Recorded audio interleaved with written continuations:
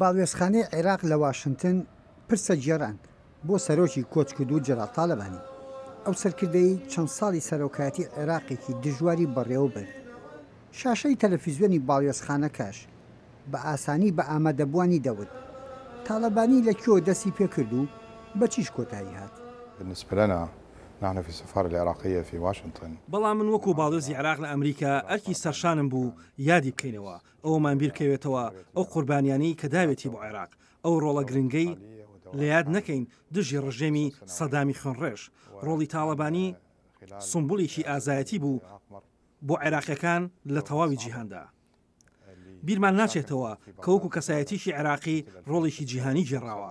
ئەو جێگری سەرۆکی سۆشال دیموکراتەکانی جیهان بوو کە سەرۆکەکەی ئێستاکە ئەمینداری گشتینەتەوە یەکگرتوەکانە. لە ئەمریکاش دووبەرێکی و کێشەی نێوان هەرێم و بەغدا پرسەی تاالبانیشی دووکار کرد. پرسەیەک پێشتر نوێنەرایەتی کورد لە واشنگتن بەڕێوەی برد. پرسەیەکیش لە باڵێۆزخانەی عێراق.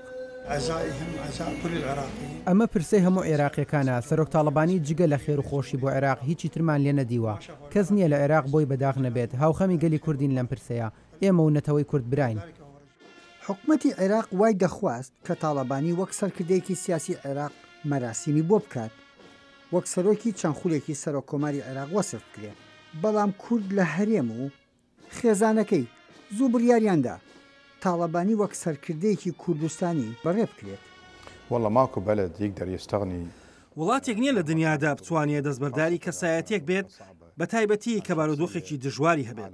کەسایەتێکی جیهانی و بۆ هەمووان و کراوە و قاڵ لە سیاسەتدا وەکو تاالبانی. من خودی خۆم بەڕاستی هەست دەکەم تاالبانیمان لەدەستدا.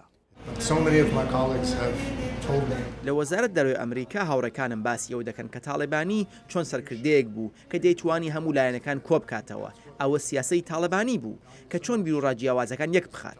ئەو کەسایەتێکی نیشتمانی کورد و عێراقیش بوو. هەرچەندە یار و نەیار لە عێراقدا تاالبانی بە پردی نێوان لایەنە ناکۆکەکان وەسفەکەن. بەڵام لە پرسەی تاالبانی سیاسیەکان دابش بوون. یحیا بەرزنجی دەنگی ئەمریکا، واشنگتن.